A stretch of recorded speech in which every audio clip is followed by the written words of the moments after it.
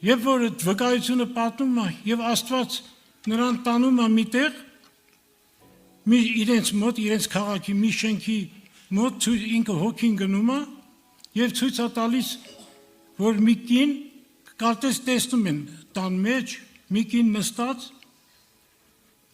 գլուխը ձեռքերի մեջ առած լաց է լինում։ Աստված հարցնում է Անդրեին. Ինչ է անում այդ կինը։ Ասում է վախեցա չկարողացա պատասխանել։ Ձեն չանեցի։ Ինչ է անում այդ կինը։ Երկրորդ անգամ ասում Տեր, ասելա դու տեսնում ես լաց է լինում։ Ասելա Տերը պատասխանել է ինչ է բան չունի անելու։ Ինչի է լաց լինում։ Ինչի համար 17 տարեկան իր աղջիկը 2 ամիս առաջ մահացած է լինում եւ Անդրեի եղբայրը ինքը նրա թաղումը կազմակերպել է։